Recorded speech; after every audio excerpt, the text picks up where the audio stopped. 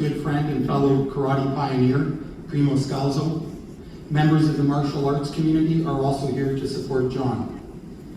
We have two messages that have been sent to John tonight. The first one, the Northwestern Ontario Martial Arts Community would like to congratulate John Charry and Malcolm Fisher on their athletic achievements, leadership, teachings, and contributions to the martial arts in the region and beyond.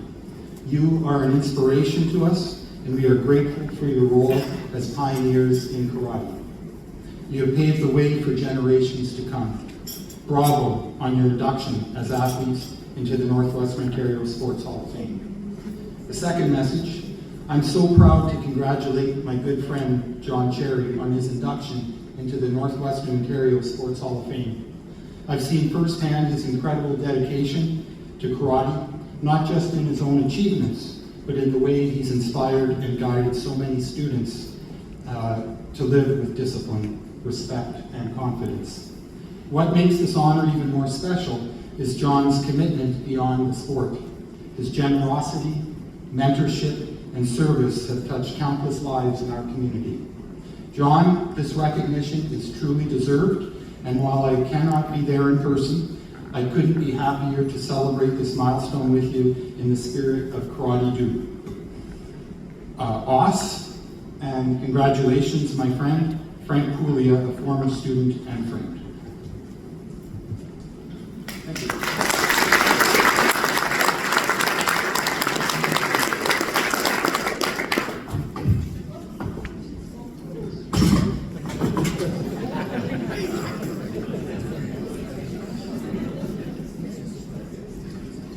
Good evening, everyone.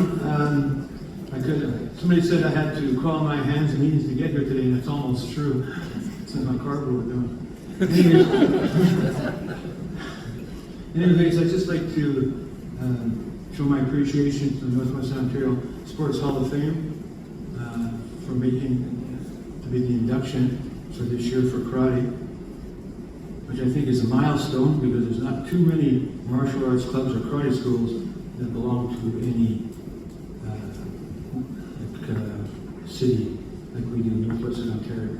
And that's just starting. I think there'll be more people involved in going into the Hall of Fame because now I recognize that. Malcolm Fisher. I would like to say something about Malcolm Fisher. I trained with him. He trained in Japan for 6-7 years, and he was my coach on 2 nationals. And quite an intelligent guy, and probably the most decorated black belt in the history of Canada. I can't see my notes. Essentially, I can stand here and say, how many people could I talk about? I could talk about everybody in this room and then more. But to the key figures in my life, one was Mr. Sensei Primo Scalzo. Please stand up, sir.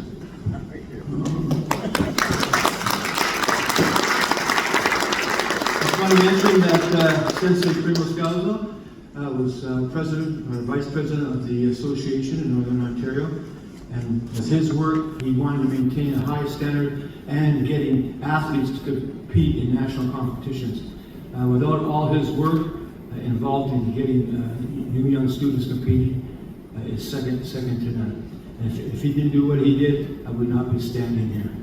The other person I want to mention is Sensei Peter Hladnik, and a personal friend of mine, and trained for one of the nationals, I think in 2003.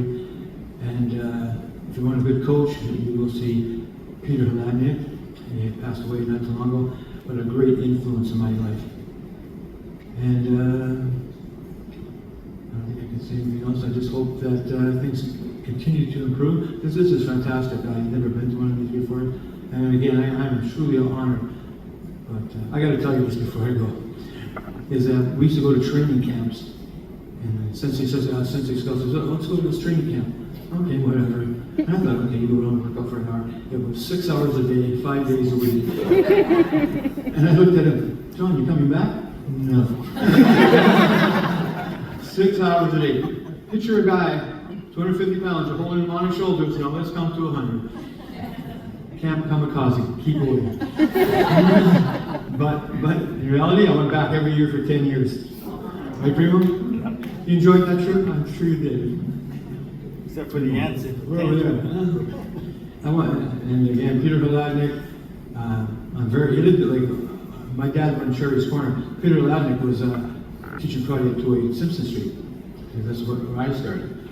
So we got to be like, just John, get down to the club. And I was taking judo at the time. I said, nah. And he finally convinced me, and it was like seeing the light. He had so much to offer. And I never met a person with such athletic ability.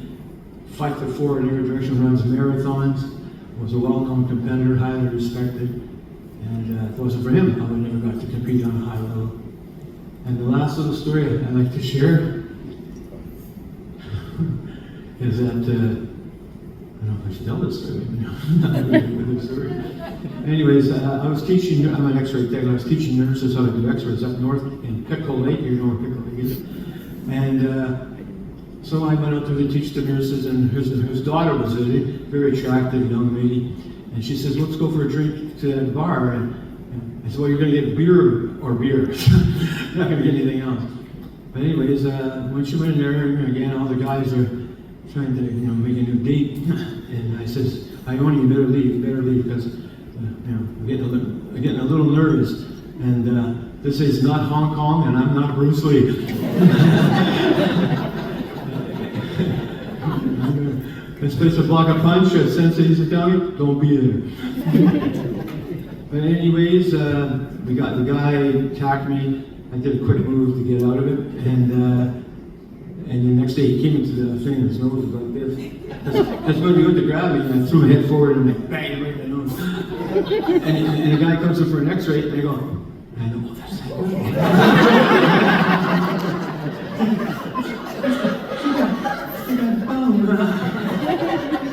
I said, what happened? She said, oh, some guy. We were just trying to have fun. Yeah, some kind of karate guy. That's not the way I heard it. No, whatever. So the guy comes down for his x-ray, and his nose was like this. And it was two guys. I'll be very clear. 30 years later, I'm at this function. Well, what really happened? It turned out to be the truth. And I go, this really happened? 30 years later, I'm retiring. He says, John, did you really clean house and heat up all those guys over that girl? And there was 10 of them? I said, yeah, 10. Each passing year was another one. So I can go on and on and on. Trust me, I got all the stories. But I won't. Again, privilege for me tonight. And one thing about the Schools of Thunder, I'll mention one person, Sheehan, Fred Son. He's done basically essentially the same work I did, and what Sensei Primo did was get more people from the north to compete in Southern Ontario to make it onto the team. And that seems to be really happening because one of Primo's daughter was at the Ontario Games. So I'll leave it at that. I hope you have a good time. And again, a pleasure to be part of this. Real pleasure.